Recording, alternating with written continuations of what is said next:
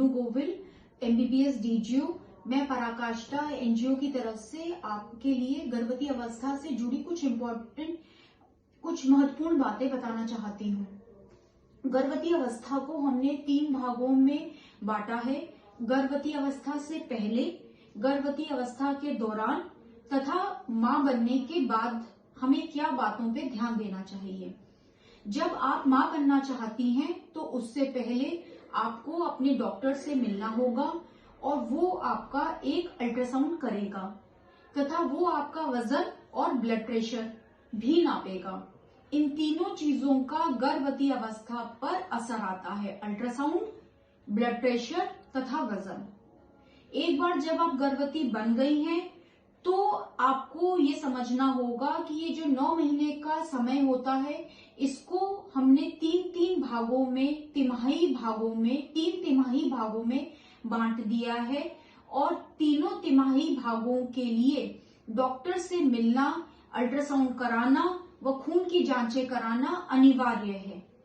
इसमें जब आप डॉक्टर के पास जाएंगी तो वो हर बार आपका ब्लड प्रेशर भी नापेगा, आपकी खून की जांचें भी करेगा।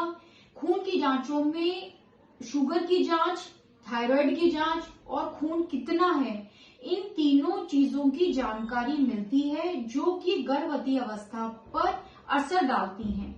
तो कृपया अपने डॉक्टर से हर तिमाही में एक बार जरूर मिलें, अपना ब्लड प्रेशर नपवाएं, अपना वजन नपवाएं और खून की जांचें करवाएं।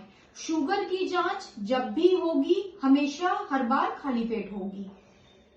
इसके बाद जब आप मां बन चुकी हैं उसके बाद आपको क्या क्या बातों का ध्यान देना है, ये बहुत जरूरी है कि ये आप जानें कि एक बार जब आप मां बन गई हैं तो अगला बच्चा आपको कुछ समय के बाद ही प्लान करना होगा। इसके लिए आप गर्भ निरोधक तरीकों का इस्तेमाल करें।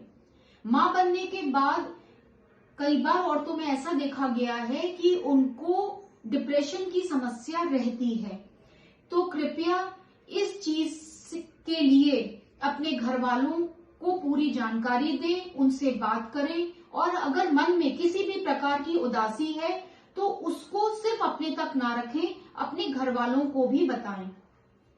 इसके बाद गर्भ निरोधक तरीकों का इस्तेमाल जरूर करें।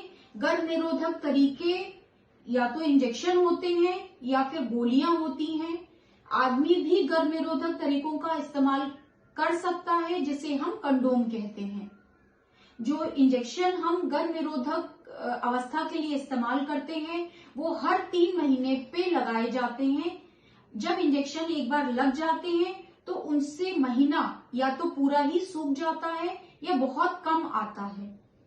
गर्भ निरोधक दवाइयां वो सबसे अच्छी होती हैं जो कि हम रोज खाएं। जब हम एक निश्चित समय पे रोज गर्भ निरोधक दवाइयां खाते हैं तो सुरक्षा बहुत ही अच्छी होती है। धन्यवाद। Happy international women's day. मैं रेशमा सामी, पराकाष्ठा फाउंडेशन लखनऊ से। अभी हमारे साथ डॉक्टर जुगनू गोयल जुड़ी थी काशीपुर से, जिन्होंने प्रेग्नेंट लेडीज़ के बारे में काफ़ी इन्फॉर्मेटिव इन्फॉर्मेशन दिया है। आशा करती हूँ इन बातों को, आपकी बातों को ध्यानपूर्वक हमारी गर्भवती महिलाएं सुन रही होंगी और जो भी बातें बताई गई हैं उस बातों को ज़रूर अपने जीवन में अमल करेंगी।